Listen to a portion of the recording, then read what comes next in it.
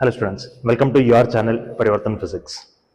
See, in this channel we are going through a series of videos where we are learning NEET and KCET Physics, right?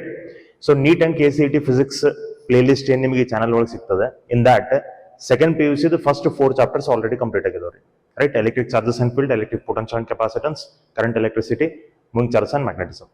Next actually magnetism matter start madbekantitte. Many of you were asking me to start with electromagnetic induction. So today I am starting with electromagnetic induction. Along with that, first PUC olagindu kuda one chapter complete agaytre, units and measurement, right?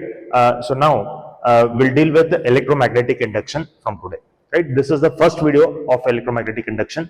So part by part we'll get the concepts of electromagnetic induction in this series of videos. So those students who are preparing for NEET as well as KCET, for them this series of videos under NEET KCET Physics and the videos series other playlist other, this will help you to a very good depth so that you can solve the questions of NEET as well as KCET with the ease, right? So you will get a clear understanding of the concepts, crystal clear concepts you will get, and you will get to know how to apply the concepts and how to solve the questions. So you will find number of shortcuts in these videos, so you can go through that videos and you can get prepared for NEET as well as KCET. If you like the content of this channel, please don't forget to subscribe the channel and please share this channel with your friends and family, right? Okay, let us begin the video then. We'll start with electromagnetic induction. See, in this, first we are going to see about magnetic flux, so direction of electromagnetic induction, that we'll see in the second video. Now in this video, we'll see about magnetic flux, right? Magnetic flux and EMF induced due to the change in magnetic flux, EMF, induced current, induced charge. These things we'll see. Right? Okay, first we'll begin. See, magnetic flux or flux density. Magnetic flux or flux density, we know very well, magnetic flux or flux density is given by pi is equal to NBA cos theta, right? This is the formula for magnetic flux or flux density, where N is number of turns, B is magnetic field, A is area of the coil or loop, theta is the angle between. See, ille theta antandre, theta means it is angle between, theta is the angle between area vector, angle between area vector anta kariboda, or it may be also called as normal to the surface and magnetic field. So area vector ಮತ್ತು magnetic field ನಡುವಿನ angle ಅದು theta ಅಂತಂದ್ರೆ, right? So flux ಅಂತಂದ್ರೆ it is NBA cos theta, where theta is angle between area vector and the magnetic field. So ಇಲ್ಲಿ ನೋಡ್ರಿ, area vector and magnetic field ಅಂದ್ರೆ ಏನ, ಇಲ್ಲಿ ನಾವು ಒಂದು ಯೂನಿಫಾರ್ಮ್ ಮ್ಯಾಗ್ನೆಟಿಕ್ ಫೀಲ್ಡ್ ತಗೊಂಡಿದ್ದೀನಿ. This is the uniform magnetic field we have taken. ಇಲ್ಲೊಂದು circular area ನಾವು ತಗೊಂಡಿದ್ದೀವಿ. We have taken a circular area here.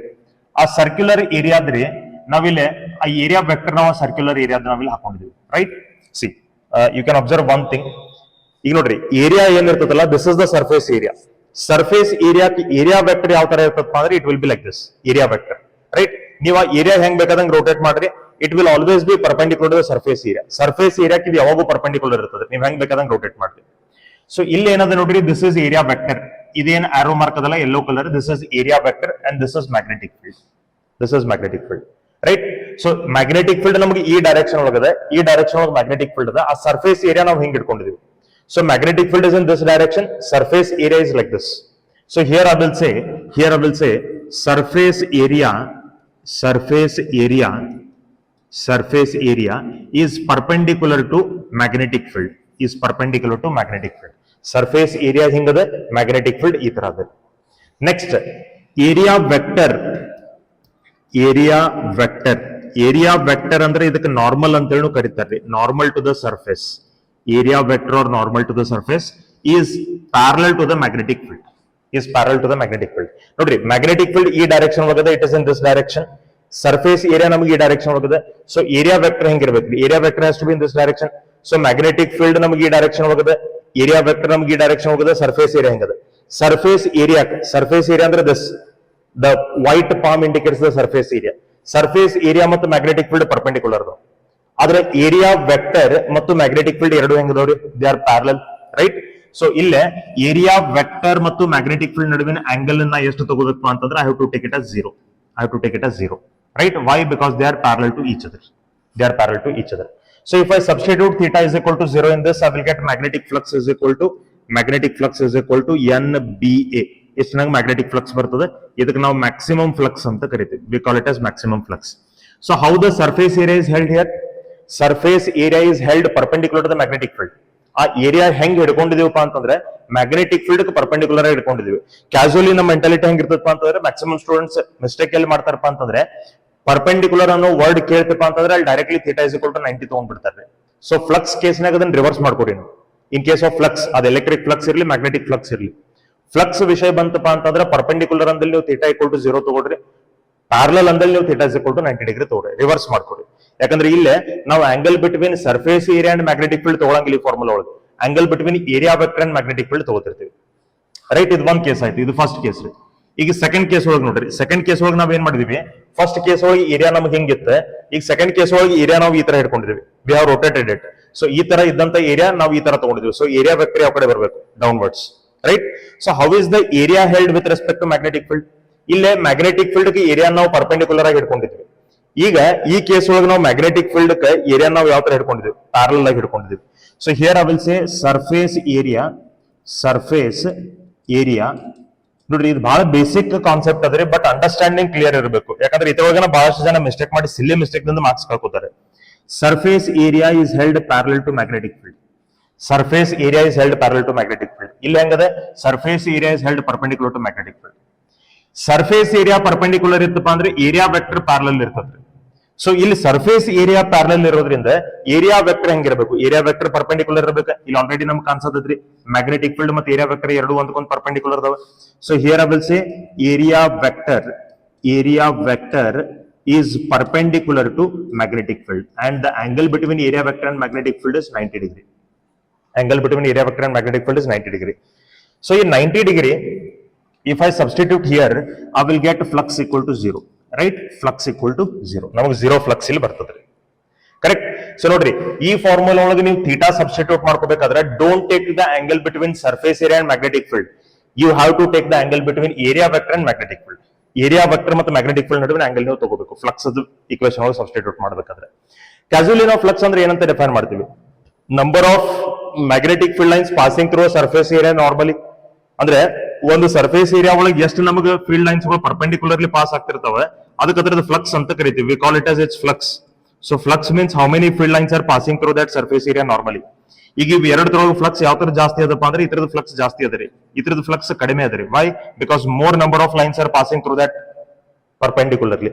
ಅದ ಸಪೋಸ್ ಏನಾದ್ರೂ ನಮಗೆ ಕಾಯಿಲ್ ಈ ತರ ಐತೆ, ಸರ್ಫೇಸ್ ಈ ತರ ಅದ, ಮ್ಯಾಗ್ನೆಟಿಕ್ ಫೀಲ್ಡ್ ನಮ್ಗೆ ಹೆಂಗಿತ್ತಪ್ಪ ಅಂದ್ರೆ ಇಲ್ಲಿ ಸರ್ಫೇಸ್ ಏರಿಯಾಕ್ಕೆ ಮ್ಯಾಗ್ನೆಟಿಕ್ ಫೀಲ್ಡ್ ಪ್ಯಾರಲಲ್ ಅದರಿ. There is no single line passing through it normally.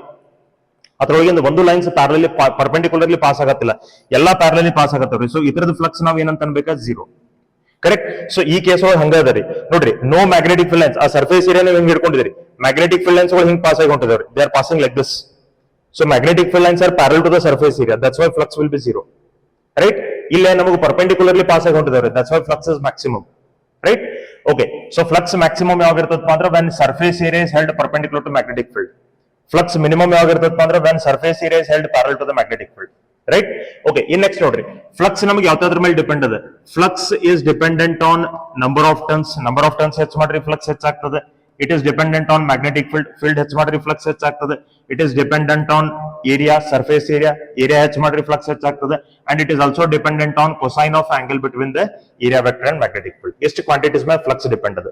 So ನಮಗೆ ನಂಬರ್ ಆಫ್ ಟರ್ನ್ಸ್ ಚೇಂಜ್ ಆದ್ರೂ ಫ್ಲಕ್ಸ್ ಚೇಂಜ್ ಆಗುದ್ರಿ, ಮ್ಯಾಗ್ನೆಟಿಕ್ ಫೀಲ್ಡ್ ಚೇಂಜ್ ಆದ್ರೂ ಫ್ಲಕ್ಸ್ ಚೇಂಜ್ ಆಗುದ್ರಿ, ಏರಿಯಾ ಚೇಂಜ್ ಆದ್ರೂ ಫ್ಲಕ್ಸ್ ಚೇಂಜ್ ಆಗ್ತದ್ರಿ, ಆಂಗಲ್ ಓರಿಯಂಟೇಶನ್ ಚೇಂಜ್ ಆದ್ರೂ ಕೂಡ ಫ್ಲಕ್ಸ್ ಚೇಂಜ್ ಆಗ್ತದ್ರಿ. So to change flux either you have to change N or B or A or theta. ಈ ಮೂರೊಳಗಿಂದ ಯಾವುದೇ ಕ್ವಾಂಟಿಟಿ ಚೇಂಜ್ ಆದ್ರೂ ಕೂಡ ನಮಗೆ ಫ್ಲಕ್ಸ್ ಚೇಂಜ್ ಆಗೇ ಆಗ್ತದೆ, right?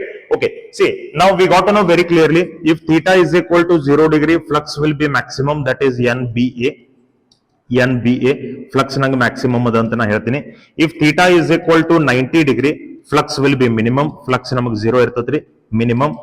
If theta is let me say if theta is less than 90 degree, if theta is less than 90 degree, then theta less than 90 degree ಇತ್ತಪ್ಪ ಅಂದ್ರೆ ಈ ಫ್ಲಕ್ಸ್ ಏನಿರ್ತದಲ್ಲ ಇದು ನಮಗೆ ಪಾಸಿಟಿವ್ ಇರ್ತದ್ರಿ. If theta is greater than 90 degree flux ಏನಿರ್ತದಲ್ಲ ಇದು ನಮಗೆ ನೆಗೆಟಿವ್ ಇರ್ತದ್ರಿ. This will be negative, right?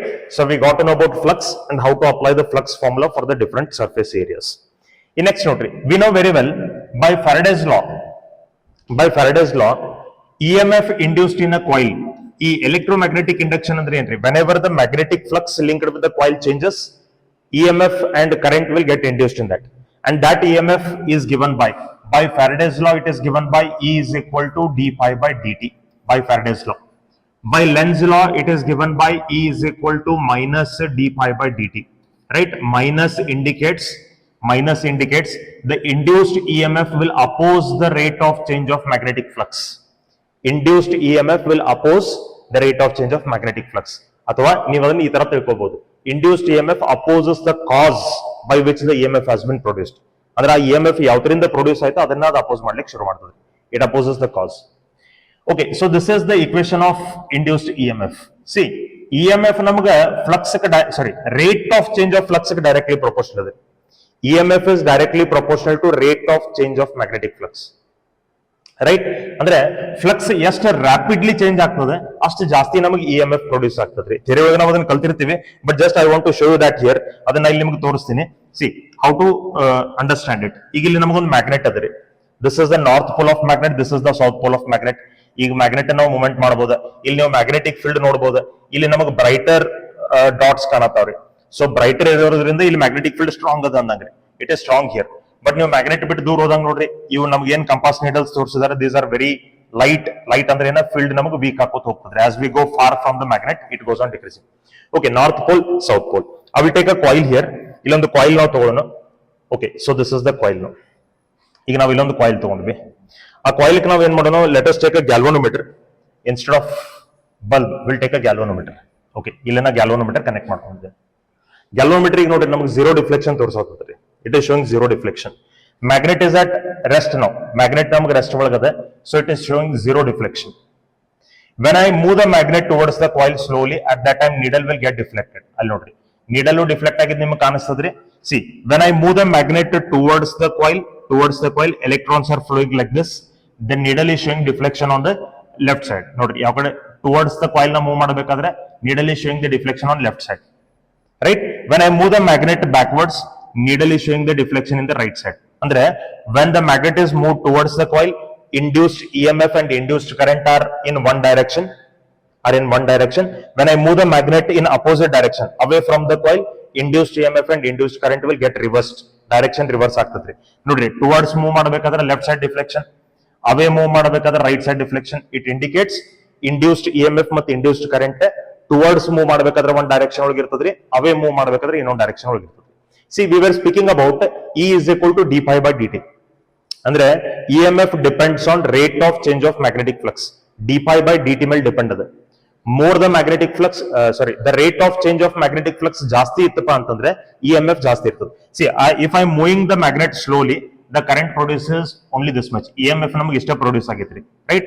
If I start moving the magnet rapidly, fast ನಾ ಮೂವ್ಮೆಂಟ್ ಮಾಡ್ಲಿಕ್ಕೆ ಶುರು ಮಾಡಿ ಅಂದ್ರೆ ಅಲ್ಲಿ ನೋಡ್ರಿ, there is more EMF induced, ಜಾಸ್ತಿ EMF induced ಆಗೈತ್ರಿ. If I move it fastly, so now rate is more ಅಂದಂಗ್ರಿ. d pi by dt value ಜಾಸ್ತಿ ಅದ ಅಂದಂಗ. If you move it fastly, the flux is changing fastly. d pi by dt is greater, then EMF induced will be greater. If I move it slowly, then the d pi by dt is small and EMF induced is small. So if the rate is high, then the magnetic flux will change with the maximum rate and current will be induced. EMF ಮತ್ತು current ನಮಗಲ್ಲಿ maximum induce ಆಗಿರ್ತಾರೆ. This is how it will get induced. Right? Okay. So we got to know how flux changes. Flux ನೋಡ್ರಿ, magnet towards ತಗೊಂಡ್ ಬಂದಾಗ flux ಜಾಸ್ತಿ ಆಗ್ತದೆ. Right? So this is how we have to understand it. So E is equal to d pi by dt. Next, induced current ನೋಡ್ರಿ. ಈಗ ಇಲ್ಲಿ E is equal to d pi by dt ಅಂದ್ರೆ, okay, let us know it later. First we'll see induced current. See, we know very well by Ohm's law, V is equal to I into R. So now I is equal to ಏನಂತ ಬರಿಬಹುದು? I is equal to potential difference divided by resistance. ಇದು potential difference which is measured in volts. EMF ಎತ್ತರೋಗಿ measure ಮಾಡ್ತೀವಿ volt ಒಳಗೆ. So ನಾ I can replace this V by E. ದಿಂದ ನಾ replace ಮಾಡ್ಕೋಬಹುದು E divided by R. Correct? So I is equal to ನಂಗೆ E by R ಬಂತ್ರಿ. E ಅಂದ್ರೆ ಏನದ? d pi by dt. So I can write I as d pi divided by dt into R ಅಂತ ಹೇಳಿ ಬರಿಬಹುದ್ರಿ. d pi divided by dt into R. So I is equal to either E divided by R ಅಥವಾ d pi by dt into R. Next ನೋಡ್ರಿ, ಇಲ್ಲೇ EMF ಮತ್ತೆ resistance there is no relation. EMF is independent of resistance of the coil. It is not dependent on resistance of the coil. But current nodri, current is dependent on the resistance of the coil. Resistance is inversely proportional. Current is dependent on resistance, but EMF is independent of the resistance of the coil. Right? In induced charge nodri, we know very well charge means it will be equal to current into time. Current into time irtatri. So current ನಮಗೆ ಎಷ್ಟು ಬಂದದ್ರಿ? How much is the induced current? Induced current value ನಮಗೆ ಬಂದದೆ d phi by dt into r. ಇದು induced current into time na as it is ಬರೀತೀನಿ. What is dt? dt ಅಂದ್ರೆ ಅದು change in time, ಅಂದ್ರೆ ಅದು ಕೂಡ time ರೀ. So this is also time only, this is also time only. ಎರಡು physical quantity same ಇರೋದ್ರಿಂದ ನಾ ಕ್ಯಾನ್ಸಲ್ ಮಾಡ್ತೀನಿ. ಸೊ ನಂಗೆ induced charge ಎಷ್ಟು ಬಂತಪ್ಪ ಅಂತಂದ್ರೆ, induced charge is change in flux divided by resistance. Change in flux divided by resistance. This is induced charge qi. This is induced current ii. This is induced EMF EI. Right? So ನಮಗೆ induced EMF ದ formula ಗೊತ್ತೈತೆ, induced current ದ formula, induced charge ದ formula. See, EMF is independent of resistance, but EMF depends on rate of change of flux. Rate of change of flux ಮ್ಯಾಗ ನಮಗೆ EMF depend ಆಗ್ತದೆ. If there is no change in the flux, flux change ಆಗಲಿಲ್ಲ ಅಂದ್ರೆ there is no current.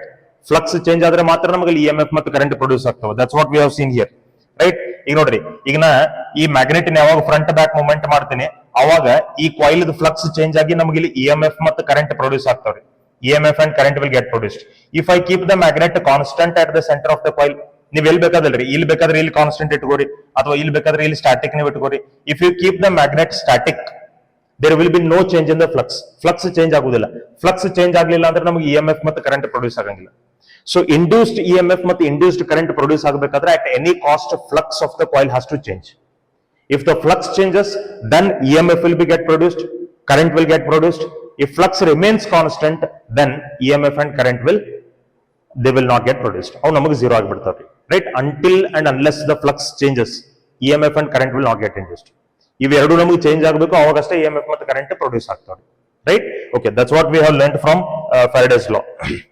Next ನೋಡ್ರಿ, ಈಗಿಲ್ಲ current is dependent on change in flux ಅಥವಾ rate of change in flux and resistance. ಇವೆರಡರ ಮೇಲೆ depend ಅದ. In charge ನೋಡ್ರಿ, charge is independent of time. Charge is independent of time. Time ಮ್ಯಾಗ depend ಇಲ್ಲ. EMF time ಮ್ಯಾಗ depend ಅದ, current ನಮಗೆ ಟೈಮ್ ಮ್ಯಾಗ ಡಿಪೆಂಡ್ ಅದ, but charge is not dependent on time. Charge ನಮಗೆ ಟೈಮ್ ಮ್ಯಾಗ ಡಿಪೆಂಡ್ ಇಲ್ಲ. ಓಕೆ, ಈಗ ನಾವು ಒಂದು ಸಿಚುವೇಶನ್ ಇಲ್ಲಿ ತಗೊಂಡ್ರಿ. ಫಾರ್ ಎಕ್ಸಾಂಪಲ್ ಇದೊಂದು ಕಾಯಿಲ್ ಅದ and this is the magnet. ಇದ್ರೊಳಗ if I move the magnet quickly, ಈಗ ನಾವು ಒಂದು ಮ್ಯಾಗ್ನೆಟ್ ಅನ್ನು ಕ್ವಿಕ್ಲಿ ಮೂವ್ ಮಾಡೋದ್ರಿಂದ ಮತ್ತು ಅದೇ ಮ್ಯಾಗ್ನೆಟ್ ನಾವು ಸ್ಲೋಲಿ ಮೂವ್ ಮಾಡೋದ್ರಿಂದ, if we move the magnet slowly, what will be the difference?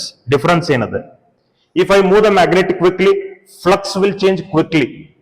If the flux changes quickly or rapidly, EMF induced will be more. If EMF induced is more, then current induced will be more. ಯಾಕಂದ್ರೆ current ನಮಗೆ d pi by dt ಮೇಲೆ depend ಅದ. Right? So quickly induce, ನೀವು quickly movement ಮಾಡಿದಾಗ ನಮಗೆ EMF ಜಾಸ್ತಿ produce ಆಗ್ತದೆ. EMF ಜಾಸ್ತಿ ಪ್ರೊಡ್ಯೂಸ್ ಆದ್ರೆ ಕರೆಂಟ್ ಕೂಡ ಜಾಸ್ತಿ ಪ್ರೊಡ್ಯೂಸ್ ಆಗ್ತದೆ. ಓಕೆ, ನಮಗೆ QI ಅಂತೇಳಿ ಚಾರ್ಜ್ ಪ್ರೊಡ್ಯೂಸ್ ಆಯ್ತು ಅಂತ ನಾವು ಇಟ್ಕೊಳ್ಳೋಣ. QI ಅಂತೇಳಿ ಯಾವ್ದೋ ಒಂದು ಚಾರ್ಜ್ ಇಂಡ್ಯೂಸ್ ಆಗೈತ್ರಿ, ಇಂಡ್ಯೂಸ್ಡ್ ಚಾರ್ಜ್. ಸ್ಲೋಲಿ ಮೂವ್ಮೆಂಟ್ ಮಾಡ್ಕೊಂಡಾಗ್ರಿ, ಸ್ಲೋಲಿ ಮೂವ್ಮೆಂಟ್ ಮಾಡ್ಕೊಂಡಾಗ ಫ್ಲಕ್ಸ್ ಸ್ಲೋಲಿ ಚೇಂಜ್ ಆಗ್ತದೆ. Rate of change of flux will be slow or it will be less. If rate of change of flux is less, then induced EMF will be less. Induced current will be less. ಇವೆರಡು ನಮಗೆ ಕಡಿಮೆ ಇರ್ತಾವ್ರಿ. What about induced charge? Induced charge ನಮಗೆ ಇಲ್ಲಿ ಎಷ್ಟಿತ್ತೋ ಇಲ್ಲಿ ಕೂಡ ಅಷ್ಟೇ ಇರ್ತದೆ. Because induced charge is independent of time. ನೀವು ಕ್ವಿಕ್ಲಿಯರೇ ಮೂವ್ ಮಾಡ್ರಿ, ಸ್ಲೋಲಿಯರೇ ಮೂವ್ ಮಾಡ್ರಿ, induced charge is going to remain same only. ಯಾಕಂದ್ರೆ it is independent of time. Current ಮತ್ತು EMF ಎರಡು ನಮಗೆ rate of change of flux ಮೇಲೆ ಡಿಪೆಂಡ್ ಆಗ್ತಾವ. ಅಂದ್ರೆ ಎಷ್ಟು ಫಾಸ್ಟ್ ನಾವು ಮೂವ್ಮೆಂಟ್ ಮಾಡತ್ತೀವಿ ಅದ್ರ ಮೇಲೆ EMF ಮತ್ತೆ ಕರೆಂಟ್ ಡಿಪೆಂಡ್ ಆಗ್ತಾವ್ರಿ, ಇಂಡ್ಯೂಸ್ಡ್ EMF ಮತ್ತು current. But induced charge is not dependent on that. ಒಟ್ರಾಗೇನ ಫ್ಲಕ್ಸ್ ಚೇಂಜ್ ಆಗ್ಬೇಕಷ್ಟೇ. ಯಾಕಂದ್ರೆ ಈಗ ಚಾರ್ಜ್ ನಮಗೆ ಇಂಡ್ಯೂಸ್ಡ್ ಚಾರ್ಜ್ ನೋಡ್ರಿ, it is dependent on change in flux. Flux ಅಂತೂ ಚೇಂಜ್ ಆಗ್ಲೇಬೇಕು, then you will get induced current, sorry induced charge. Right? It is not dependent on time. Time ಎಲ್ಲ depend ಇಲ್ಲ. Okay, next will see one more thing. ಈಗ ನೋಡ್ರಿ, EMF, induced EMF is equal to, induced EMF the formula ನಮಗಿತ್ತ d pi divided by dt. d pi divided by dt. d pi ಅಂದ್ರೆ change in flux ರೀ.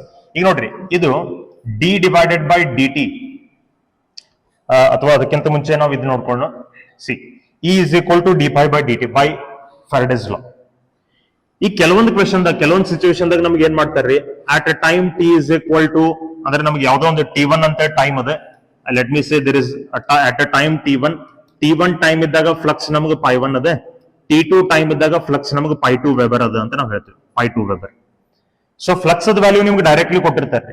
So ಈ case ಒಳಗೆ ನೀವ್ ಏನ್ ಮಾಡ್ಬೇಕಾಗ್ತದ್ರಿ, E is equal to change in flux π1 minus π2 divided by change in time T1 minus T2 ಅಥವಾ T2 minus T1, right?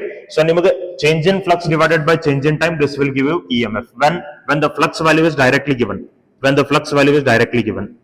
In next ನೋಡ್ರಿ, pi ಅಂತಂದ್ರೆ I can take it as pi the formula ನಂಗೆ NBA cos theta ಅಂತ ಬರ್ತದ್ರಿ, NBA cos theta like this. ಅಂದ್ರೆ in place of pi I have substituted NBA cos theta.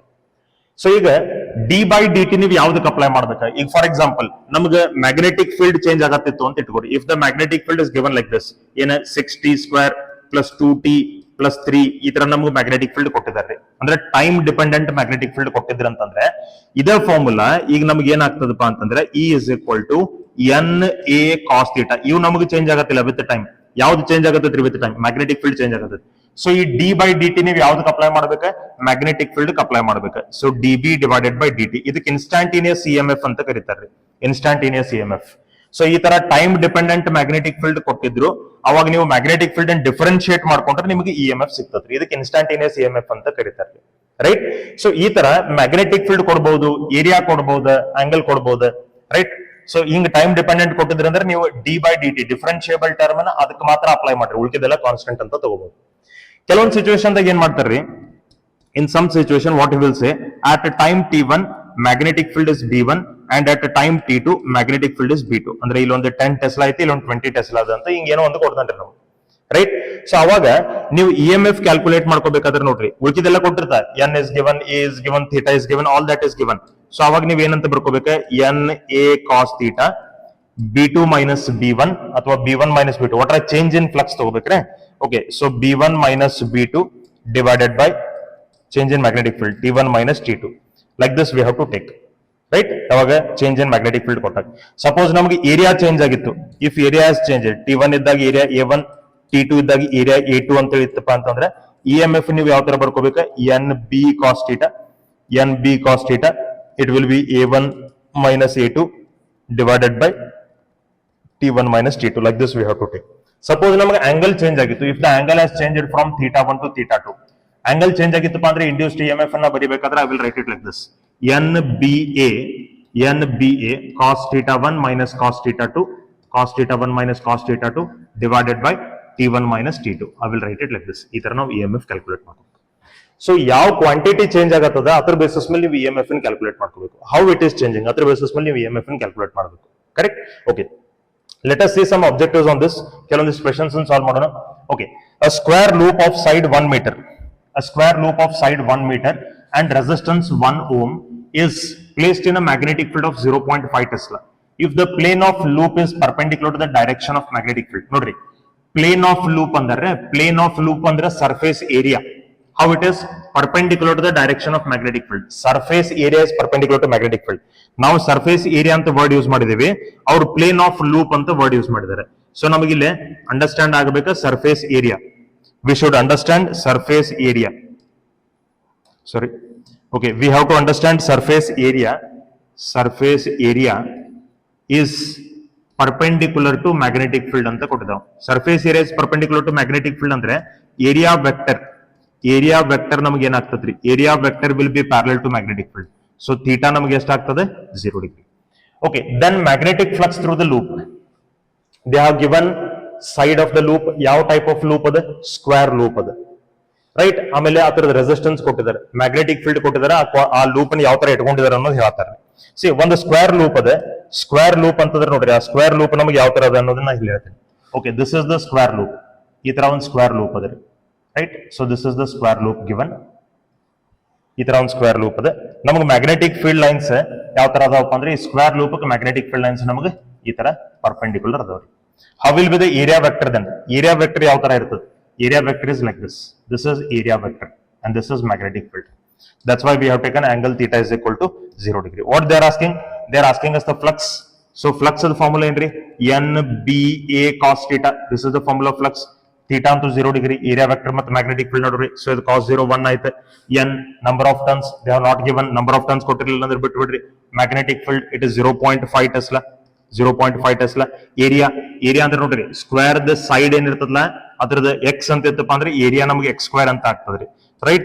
So this is 0.5 x square. Side of the loop is 1 meter. So ಇದು 1 square. ಅಂದ್ರೆ ಇದು 1 ಆಯ್ತು. So how much will be the flux then? 0.5 Weber. This much will be the flux. 0.5 Weber. Then which option is correct? Option B is correct. It's the NEET 2022 question. So it is an easy question. Okay, let us move to the next question then. See, an induced current of 2 ampere flows through a coil. The resistance of the coil is 10 ohm. What is the change in magnetic flux? Nodri, namu change in magnetic flux kya aata? Change in magnetic flux andre d phi associated with the coil in 1 millisecond. Time kottidana. Induced current is given, resistance is given, time is given, flux kelata. Induced current is the formula entry. Induced current is equal to d phi by dt into R. Right? So namaga change in flux ಬೇಕಾಗಿತ್ರಿ. We want d phi. So d phi is equal to induced current into dt into R. Induced current ಎಷ್ಟದ ಅಂತ ಹೇಳಿದ್ದಾರೆ 2. ಎಷ್ಟು current ನಮಗೆ induce ಆಗಲಿಕ್ಕೆ time ಎಷ್ಟು ತಗೊಂಡದ ಅಂತ ಹೇಳಿದ್ದಾರೆ 1 millisecond. Milli ಅಂದ್ರೆ 10 raised to minus 3. How much is the resistance? Resistance is 10. So this will be 2 into 10 raised to minus 2. ಇದು plus 1 minus 3 ಅಂದ್ರೆ minus 2 ಆಯ್ತು. So 2 into 10 raised to minus 2 Weber. This much will be the change in flux. Right? Then which option is correct? Option B is correct. KCET 2024 question. Right? So we'll go to the next question then. So the next question is a big circular coil of 1000 turns. Circular coil ಒಳಗೆ turns ಎಷ್ಟದಾವಪ್ಪ ಅಂದ್ರೆ 1000 turns and average radius of 10 meter is rotating about horizontal diameter at 2 radians per second. Unit ನೋಡ್ರಿ radians per second ಅದ. ಹಾಗಾದ್ರೆ ಇದೇನು angular velocity. If the vertical component of Earth's magnetic field at that place is 2 into 10 to the power minus 5 Tesla and electrical resistance of the coil is 12.56 ohm, then maximum induced current in the coil. Induced current ನಮಗೆ ಕೇಳ್ತಾರೆ. See, ಈ Earth's magnetic field ಎಲ್ಲ ಕಡೆ ಇರ್ತದೆ ನಮಗೆ ಗೊತ್ತದ್ರಿ. Plus Earth's magnetism ನಮಗೆ last year delete ಆಗಿದೆ, ಬಟ್ ಇಟ್ ಇಸ್ ರಿಕ್ವೈರ್ಡ್. ಅದರದ ನಾಲೆಜ್ ನಿಮಗೆ ಬೇಕು, ಯಾಕಂದ್ರೆ ಬಹಳ ಕಡೆ ಯೂಸ್ ಆಗ್ತದ್ರಿ. Even in mostly EMF calculate ಮಾಡ್ಬೇಕಾದ್ರೆ ಈ ಕೇಸಸ್ ಬರ್ತಾವ್ರಿ. Earth's magnetic field ನೋಡ್ರಿ, Earth's magnetic field will be different in different direction in different places. ಬೇರೆ ಬೇರೆ ಜಾಗದಾಗ Earth's magnetic field ಡೈರೆಕ್ಷನ್ ಬೇರೆ ಬೇರೆ ಇರ್ತದ್ರಿ. Let me say this is the direction of Earth's magnetic field at this place. ಇಲ್ಲಿ presently Earth magnetic field ಈ direction ದಾಗ ಅಂತ ಇಟ್ಕೊಡಿ. ಇದು ನಮಗೆ ಹಾರಿಜಾಂಟಲ್ ಡೈರೆಕ್ಷನ್ ರೀ, ಇದು ನಮಗೆ ವರ್ಟಿಕಲ್ ಡೈರೆಕ್ಷನ್. ಹಾರಿಜಾಂಟಲ್ ಡೈರೆಕ್ಷನ್ ಜೊತೆಗೆ ಆಂಗಲ್ ಎಷ್ಟು ಸಬ್ಟೆಂಡ್ ಮಾಡಿರ್ತದಲ್ಲ Earth's magnetic field, ಅದಕ್ಕೆ ಆಂಗಲ್ ಆಫ್ ಡಿಪ್ ಅಂತ ಕರೀತಾರೆ. This is called dip angle. Right? Dip angle. ಆಮೇಲೆ ಇದು ಬಿ ನಾವು ರಿಸಾಲ್ವ್ ಮಾಡ್ಕೊಂಡ್ರೆ ನಮಗೆ ಇಲ್ಲಿ ಹಾರಿಜಾಂಟಲ್ ಕಾಂಪೋನೆಂಟ್ ಬರ್ತದೆ B cos delta. This is called horizontal component of Earth's magnetic field. ಆಮೇಲೆ ಬಿ ನಾವು ರಿಸಾಲ್ವ್ ಮಾಡ್ಕೊಂಡಾಗ ವರ್ಟಿಕಲ್ ಕಾಂಪೋನೆಂಟ್ ನಮಗೆ ಬರ್ತದೆ ಬಿ ಸೈನ್ ಡೆಲ್ಟಾ ಅಂತ, B sine delta. So horizontal component, vertical component. Correct? So ಇಲ್ಲಿ ನಮಗೆ ಯಾವ ಕಾಂಪೋನೆಂಟ್ ಕೊಟ್ಟಿದ್ದಾರೆ? Vertical component. ಅಂದ್ರೆ ಇದು ನಮಗೆ ಗಿವನ್ ಅದ. This is given. Vertical component is given. ಇದೇನು ನಮಗೆ ಇಲ್ಲಿ ಸದ್ಯಕ್ಕೆ ಯೂಸ್ ಆಗಂಗಿಲ್ಲ, but vertical component of Earth's magnetic field ಅಂತ ಬಂದಿರೋದ್ರಿಂದ I am telling you this. Okay. So what all are given? Number of turns n is given, radius is given, omega is given. ಆಮೇಲೆ magnetic field ನಮಗೆ 2 into 10 to the power minus 5 Tesla ಅದ. Resistance of the coil ಕೊಟ್ಟಿದ್ದಾರೆ, maximum EMF, maximum current induced in the coil ಅಂತ ಕೇಳ್ತಾರೆ. So ಇದು rotating coil ಅದ. Rotating coil. Rotating coil ಅಂದ್ರೆ ಇದು AC ಜನರೇಟರ್ ಫಾರ್ಮುಲಾ ನೀವು ಯೂಸ್ ಮಾಡಬೇಕು. C, by changing magnetic flux ನಮಗೆ EMF ಇಂಡ್ಯೂಸ್ ಆಗ್ತದ್ರಿ. ಮ್ಯಾಗ್ನೆಟಿಕ್ ಫ್ಲಕ್ಸ್ ಚೇಂಜ್ ಆದ್ರೆ ಮಾತ್ರ EMF ಮತ್ತು ಕರೆಂಟ್ ಇಂಡ್ಯೂಸ್ ಆಗ್ತದೆ. ಇದು ಗೊತ್ತಿರಲಿ. If EMF is induced, we are also saying that current is induced. If current is induced, we are also saying that EMF is induced. So ಇವೆರಡು interconnected terms ಅದಾವ. In case open circuit ಇದ್ರೆ ಮಾತ್ರ ಅಲ್ಲಿ ನಮಗೆ induced current ಇರಂಗಿಲ್ಲ, induced EMF ಮಾತ್ರ ಇರ್ತದೆ open circuit ಇದ್ರೆ. ಓಕೆ. ಸೊ ನಾವು we are speaking about induced EMF. Induced EMF ಯಾವಾಗ ನಮಗೆ ಇಂಡ್ಯೂಸ್ ಆಗ್ತದ್ರಿ? When flux changes. ಫ್ಲಕ್ಸ್ ಯಾವಾಗ ಚೇಂಜ್ ಆಗ್ತದ್ರಿ? Flux will change when either N changes or B changes or A changes or theta changes. So theta change ಆಗುವಂತ case ನಮಗೆ ಎಲ್ಲಿ ಬರ್ತದಪ್ಪ ಅಂದ್ರೆ AC generator. ಯಾಕ್ರಿ? AC ಜನರೇಟರ್ ಒಳಗೆ ಕಾಯಿಲ್ ಏನಿರ್ತದಲ್ಲ, ಆ ಕಾಯಿಲ್ ನಮಗೆ rotate ಆಗ್ತಿರ್ತದ್ರಿ. right? Magnetic field is uniform there. Allondu constant magnetic field iruttade. ಆ coil number of turns fix ಇರ್ತಾವ, ಆ ಕಾಯಿಲ್ ಎ ಫಿಕ್ಸ್ ಇರ್ತದೆ. ಜಸ್ಟ್ ನಮ್ಗೆ ಆ ಕಾಯಿಲ್ ಏನಾಗ್ತಿರ್ತದಪ್ಪ ಅಂದ್ರೆ ರೋಟೇಟ್ ಆಗ್ತಿರ್ತದೆ. So if a coil starts rotating in the magnetic field, angle orientation changes and the flux changes and the EMF will be get induced. So EMF induced in rotating coil ಅಂತಂದ್ರೆ it is the case of AC generator. So AC generator ಒಳಗೆ induce ಆಗಿದ್ದ EMF ದ formula ನೆನಪು ಮಾಡ್ಕೊಳ್ಳಿ. E is equal to E naught sin omega t. This is the formula of EMF induced in AC generator. ಇಲ್ಲಿ E naught ಅಂದ್ರೆ ಅದು peak EMF ಅಥವಾ maximum EMF ರೀ. ಇದರದ ಫಾರ್ಮುಲಾ ಏನಿರ್ತದ್ರಿ? NBA omega ಅಂತ ಇರ್ತದ್ರಿ. NBA omega, right? ಈಗ ನಮಗೆ ಏನ್ ಕೊಟ್ಟಿದ್ದಾರೆ ಅಂತಂದ್ರೆ ಮ್ಯಾಕ್ಸಿಮಮ್ ಇಂಡ್ಯೂಸ್ಡ್ ಕರೆಂಟ್ ನಮಗೆ ಕ್ಯಾಲ್ಕುಲೇಟ್ ಮಾಡಂತ ಹೇಳ್ತಾರೆ. ಮ್ಯಾಕ್ಸಿಮಮ್ ಇಂಡ್ಯೂಸ್ಡ್ ಕರೆಂಟ್ ಬೇಕಾದ್ರೆ ನೋಡ್ರಿ, ಈಗ ನಮಗೆ current is equal to E divided by R ಅಂತ ಆಲ್ರೆಡಿ ಗೊತ್ತದೆ. EMF divided by R. ಈಗ ನಾ ಇದನ್ನ ಪೀಕ್ EMF ಅಂತ ತಗೊಂಡಿ ಅಂದ್ರೆ ಇದು ನಂಗೆ ಪೀಕ್ ಕರೆಂಟ್ ಆಗ್ತದ್ರಿ, ಅಂದ್ರೆ ಮ್ಯಾಕ್ಸಿಮಮ್ ಕರೆಂಟ್. ನಮಗೆ ಮ್ಯಾಕ್ಸಿಮಮ್ ಕರೆಂಟ್ ಬೇಕಾಗಿತ್ರಿ. ಓಕೆ, ಪೀಕ್ EMF ಅಂದ್ರೆ ಇದ್ರದ್ದು ಫಾರ್ಮುಲಾ ಏನದೆ? NBA ಒಮೆಗಾ ಅಂತದ್ರಿ divided by R, correct? So ಈಗ ವ್ಯಾಲ್ಯೂ ಸಬ್ಸ್ಟಿಟ್ಯೂಟ್ ಮಾಡ್ಕೊರಿ. N means how much is that? 1000 ಅಂದ್ರೆ 10⁻3. B is how much? Vertical component 2 into 10 to the power minus 5. Area ನಮಗೆ ಎಷ್ಟದ? Area ನಮಗೆ radius ನಮಗೆ 10 ಮೀಟರ್ ಅಂತ ಕೊಟ್ಟಿದ್ದಾರೆ. ಸೊ ಏರಿಯಾ ಸರ್ಕ್ಯುಲರ್ ಕಾಯಿಲ್ ಇರೋದ್ರಿಂದ pi R square area ಆಗ್ತದೆ ನಮಗೆ. Pi into R square. R square ಅಂದ್ರೆ 10 square, right? So 10 square area ಆಯ್ತು. Omega is also given. How much it is? It is 2 radians per second. How much is the resistance? It is 12.56. 12.56. See, 10 raised to plus 3, 10 raised to plus 2, 10 raised to plus 5 ಆಗ್ತದೆ. 10 raised to plus 5, 10 raised to minus 5 ಹೋಯ್ತು. So ಈಗ ನಮಗೆ 2 into 2, 4 into pi is 3.142 divided by 12.56. So 4 into 3.142 ಅಂದ್ರೆ this will also be equal to 12.56 only divided by 12.56. So cancel out ಆಗಿ ನಮಗೆ ಎಷ್ಟು current ಬಂತಪ್ಪ ಅಂತಂದ್ರೆ maximum current is 1 ampere, right? So 1 ampere ಅಂದ್ರೆ ನಮಗೆ ಯಾವ ಆಪ್ಷನ್ ಕರೆಕ್ಟ್ ಆಯ್ತಾ? Option C is correct. We'll go to the next question then. So next question ನೋಡ್ರಿ. A 800 turn coil of effective area 0.05 meter square is kept perpendicular to magnetic field 5 into 10 raised to minus 5 Tesla. When the plane of the coil is rotated by 90 degree around any of its coplanar axis in 0.1 second, the EMF induced in the coil will be EMF induced in the coil. So ನಮಗೆ ಇದು ಮತ್ತೆ ಯಾವ case ಅದರಿ? Which case is this? This is again rotated case. ಇದು ಮತ್ತೆ ನಮಗೆ rotational case ಅದರಿ. So ನಮಗೆ EMF induced ಕೇಳತ್ತಾರ್ರಿ. EMF induced. See, EMF induced formula rotational motion ಇರೋದ್ರಿಂದ. So whenever the EMF is induced due to rotation, you have to take this formula only. E is equal to E naught sin omega t. See, omega t ಅಂದ್ರೆ ಇದು angular velocity into time ರೀ. Angular velocity into time ಅಂದ್ರೆ ಏನ್ರಿ? Angular displacement theta. We know this very well. Angular velocity equal to angular displacement divided by time. So theta ಅಂದ್ರೆ omega t. So ಇದನ್ನ ನೀವು ಈ ತರ ತಗೋಬಹುದು. E is equal to E naught ಅಂದ್ರೆ ಏನ್ರಿ? ಆಗಲೇ ನಾವು ತಗೊಂಡಿದ್ವಿ NBA omega sin omega t ಅಂತ ಬರೋ ಬದಲಿನ ಅದನ್ನ sin theta ಅಂತ ಬರ್ತದೆ. ಸೊ ರೋಟೇಷನಲ್ ಇರೋದ್ರಿಂದ ನಾವು EMF ಅಂದ್ರೆ NBA omega sin theta ಅಂತ ತಗೊಂಡ್ವಿ. What all things are given? N is given, B is given, area ನಮ್ಗೆ ಡೈರೆಕ್ಟ್ಲಿ ಕೊಟ್ಟಿದ್ದಾರೆ, ಥೀಟಾ ನಮ್ಗೆ ಗಿವನ್ ಇದೆ. But see, omega is not given. Omega ನಮ್ಗೆ ಕೊಟ್ಟಿಲ್ಲ. ಪ್ರೀವಿಯಸ್ ಪ್ರಾಬ್ಲಮ್ ಒಳಗೆ ನಮ್ಗೆ ಒಮೆಗಾ ಕೊಟ್ಟಿದ್ದಾರೆ, angular velocity was given. So angular velocity is not given ಅಂದ್ಮೇಲೆ we cannot use this now. So ಈಗ ನಾವ್ ಏನ್ ಮಾಡಬಹುದು? E is equal to, we know very well, E is equal to d pi by dt, change in flux by time. So ಇಲ್ಲೇ ನಾ ಇದನ್ನ ಈ ತರ ತಗೋಬಹುದ್ರಿ. NBA ಅರ್ಲಿಯರ್ ನಾವು ಡಿಸ್ಕಸ್ ಮಾಡಿದ್ವಿ. NBA we can take it as cos theta 1 minus cos theta 2, cos theta 1 minus cos theta 2 divided by change in time dt, ಅಥವಾ ನೀವು ಇದು ಡೆಲ್ಟಾ ಟಿ ಅಂತ ಹೇಳಿ ತಗೋಬಹುದು.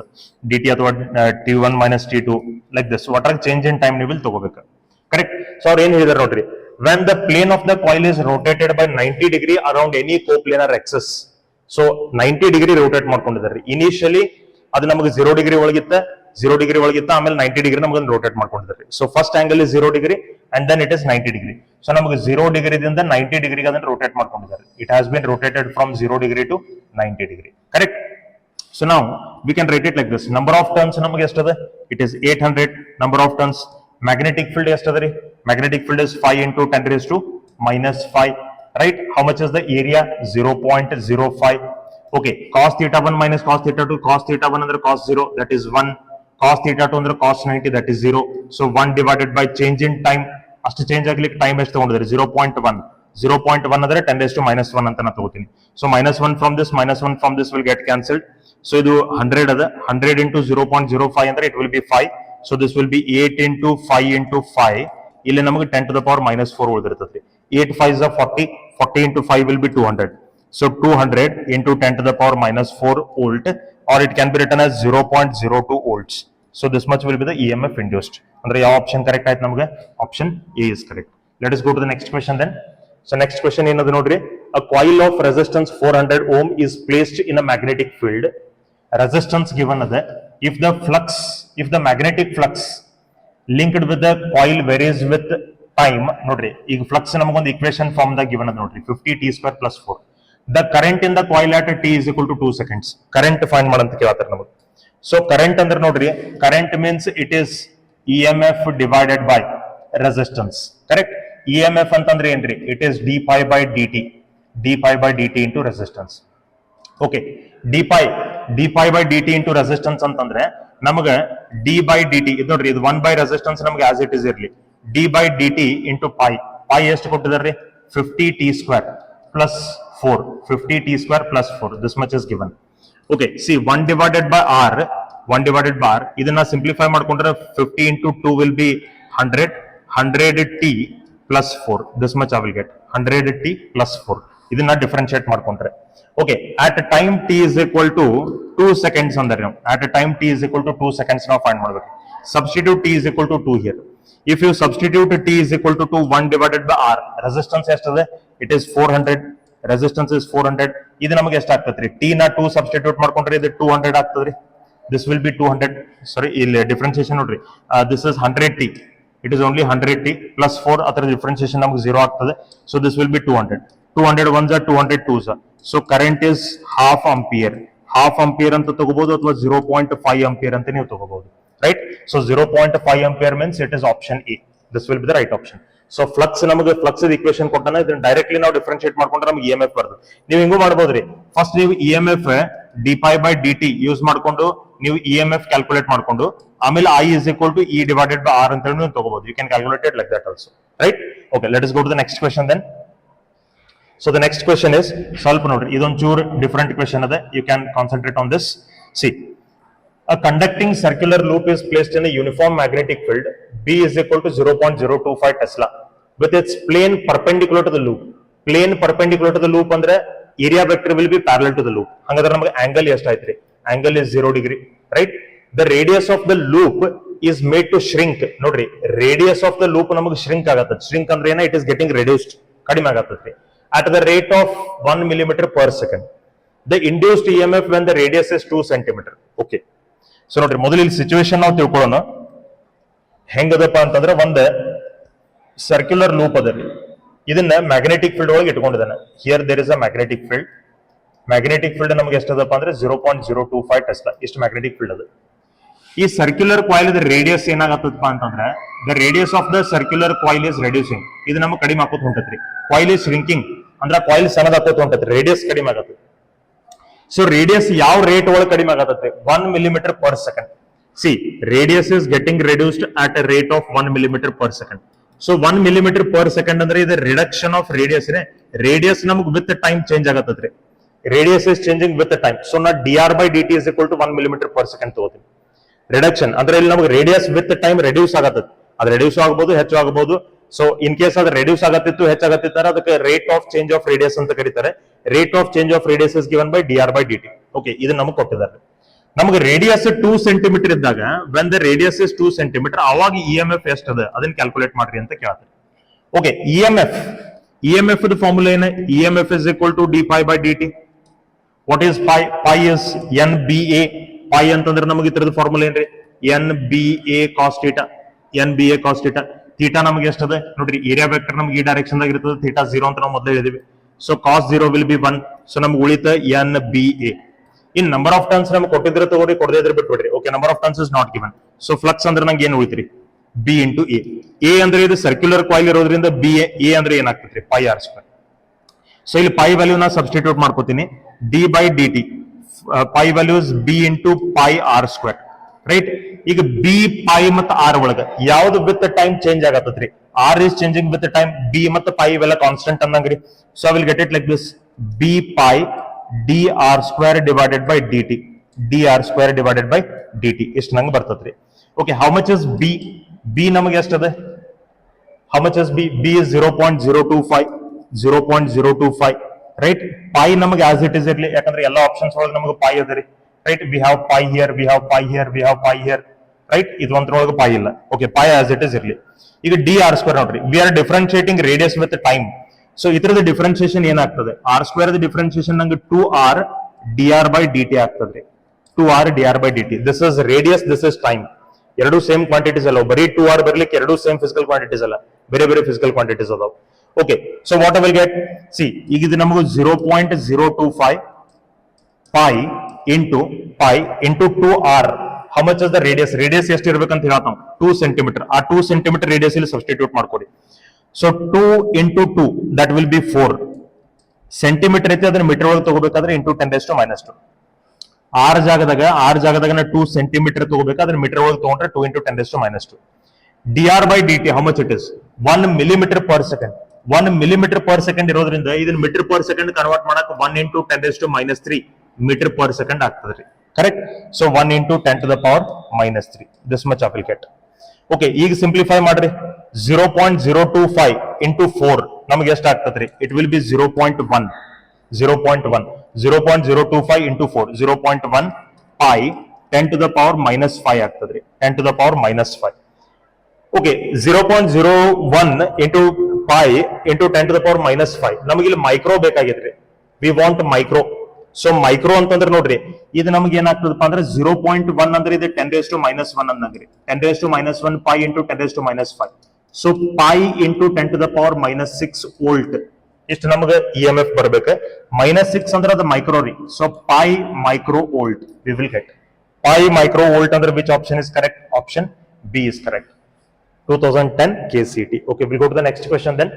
So the next question is a magnetic field of flux density. ನೋಡ್ರಿ, flux ಅಲ್ರಿ, ಅದು flux density ಅದ 1 Weber per meter square. 1 Weber per meter square. Weber per meter square ಅಂದ್ರೆ ಎತ್ತರದ ಯೂನಿಟ್ ರೀ. Weber per meter square. Weber per meter square. Weber ಅಂದ್ರೆ it is the unit of flux. Per meter square ಅಂದ್ರೆ it is the unit of area. So flux by area ಅಂದ್ರೆ what is that? Magnetic field. Right? ಯಾಕಂದ್ರೆ pi is equal to NBA cos theta. N ತೆಗಿರಿ cos theta ತೆಗಿರಿ, pi is equal to BA. Right? So magnetic field is given, a number of turns is given, area is given. If the coil is removed from the field, ನೋಡ್ರಿ, coil field ದಾಗಿಂದ remove ಮಾಡಿದಾರ್ರಿ. So first field ನಮಗೆ ಎಷ್ಟು ಅದಪ್ಪ? How much is the field at the beginning? It is 1 Weber per meter square. Right? ಆಮೇಲೆ ಆ field ದಾಗಿಂದ ತೆಗದಾರ್ರಿ. Field ದಾಗಿಂದ ತೆಗೆದ ಕೂಡಲೇ ನಮಗೆ ಮ್ಯಾಗ್ನೆಟಿಕ್ ಫೀಲ್ಡ್ ಏನಾಗ್ತದ್ರಿ? ಮ್ಯಾಗ್ನೆಟಿಕ್ ಫೀಲ್ಡ್ ನಮಗೆ 0 ಆಗ್ಬಿಡ್ತದೆ. Number of turns is given, number of turns is 80. What else is given? Area is given. Area ನಮಗೆ ಎಷ್ಟು ಅದ? 0.01 meter square. Time ನಮಗೆ ಕೊಟ್ಟಿದ್ದಾರೆ, time is 0.2 second. Right? EMF induced ಕೇಳತ್ತಾರೆ. See, E is equal to NA cos theta. Theta ನಾವಿಲ್ಲಿ ನೋಡ್ರಿ acts normal to the coil ಅಂತಂದ್ರೆ, normal to the coil ಅಂತಂದ್ರೆ surface area is normal perpendicular to field. Area vector will be parallel to the field. So theta ನಂಗೆ 0 ಆಗಿ cos theta 1 ಆಗ್ತದ್ರಿ. ಆಮೇಲೆ ನೋಡ್ರಿ, magnetic field, change in magnetic field B1 minus B2 divided by change in time T1 minus T2. Okay, now substitute the values. How much is N? N is 80. Area is 0.01. Change in magnetic field B1 minus B2 1 minus 0 1 divided by ಎಷ್ಟು magnetic field change ಆಗ್ಲಿಕ್ಕೆ time ಎಷ್ಟದ? 0.2. I will take it as 0.2. Okay, so what I will get? 80 0.01. 0.01 means it will be 10 to the power minus 2. 10 to the power minus 2. Okay, 1 divided by 0.2 ಅಂದ್ರೆ ನಾ ಇದನ್ನ 10 divided by 2 ಅಂತ ತಗೋಬಹುದು. Okay, what I will get? I will get it as 80 into 10 to the power minus 2. ಇದು ನಮ್ಗೆ 10 ಮೇಲ್ಗಡೆ ಬಂತಪ್ಪ ಅಂದ್ರೆ 10 divided by 2 ಅಂತ ನಂಗೆ ಬರ್ತದ್ರಿ. Right? So what I will get? I will get it like this: 2 ones are 2 5s are 10. 5 into 80 will be 400. 5 into 80 will be 400. 400 into 10 to the power minus 2, or it can be taken as 4. So ನಮಗೆ EMF ಎಷ್ಟು ಬಂತಪ್ಪ ಅಂದ್ರೆ 4 volts. EMF is 4 volts. So option B is correct. Okay. So then that's all about magnetic flux as well as induced EMF, induced current, and induced charge, right? So this is the first video on electromagnetic induction. We'll continue to learn the concepts of electromagnetic induction in the upcoming videos also, right? So if you need anything else, please put a comment, and if you like the content, please don't forget to subscribe the channel and share the channel. Thank you so much for watching and supporting the channel. Please keep watching and supporting the channel. Thank you.